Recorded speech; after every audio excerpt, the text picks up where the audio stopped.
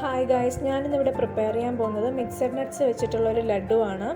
അതിനായിട്ട് ആദ്യം നമ്മളൊരു ബൗളിലേക്ക് നിങ്ങൾക്ക് ആവശ്യമുള്ളത്രയും മിക്സഡ് നട്ട്സ് ഇടുക. ഞാനിവിടെ ഒരു പാക്കറ്റിൻ്റെ ഒരു 1/4 പോർഷനാണ് ഇവിടെ എടുക്കുന്നത്. ഞാൻ വളരെ കുറച്ച് മാത്രമേ പ്രിപ്പയർ ചെയ്യുന്നുള്ളൂ. ആദ്യം അതെടുത്ത് വെച്ചിട്ട് പിന്നീട് സ്റ്റൗ ഓണാക്കിയിട്ട് ഞാനൊരു ഇരുമ്പ് ചട്ടിയാണ് യൂസ് ചെയ്യുന്നത്. ആ ചട്ടി വെച്ച് ചട്ടി ഒന്ന് ചൂടായതിനു ശേഷം നമ്മുടെ മിക്സഡ് നട്ട്സ് അതിലേക്ക് ഇട്ട് കൊടുക്കുക.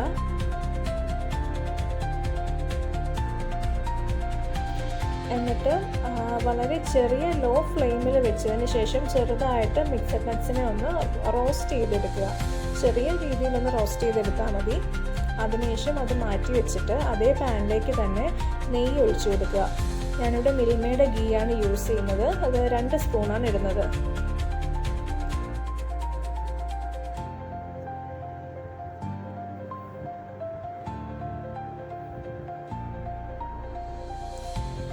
അതിനുശേഷം പഞ്ചസാര ഞാൻ ആഡ് ചെയ്യുന്നുണ്ട്. ഞാനൊരു 2.5 ടീസ്പൂൺ പഞ്ചസാരയാണ് ഇവിടെ യൂസ് ചെയ്യുന്നത്.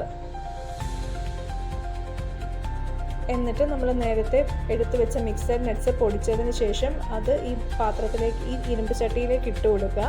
എന്നിട്ട് 1 മിനിറ്റോളം ലോ ഫ്ലെയിമിൽ വെച്ചിട്ട് നന്നായിട്ട് റോസ്റ്റ് ചെയ്തെടുക്കുക. ആ ഇളം ചൂടോടെ തന്നെ പൊടിച്ചെടുത്ത മിക്സഡ് നട്ട്സിനെ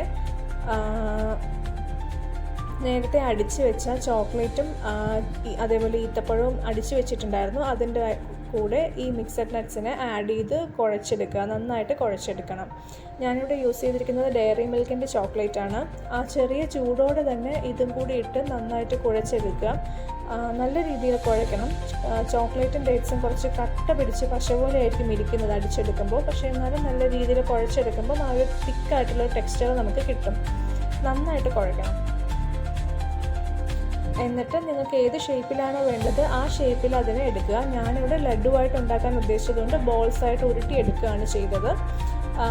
ഉടഞ്ഞു പോകാതെ വളരെ മൈൽഡായിട്ട് ചെറിയ പ്രഷർ അപ്ലൈ ചെയ്ത് കൈകൊണ്ട് തന്നെ നമുക്കിത് ഉരുട്ടിയെടുക്കാൻ പറ്റുന്നതാണ്.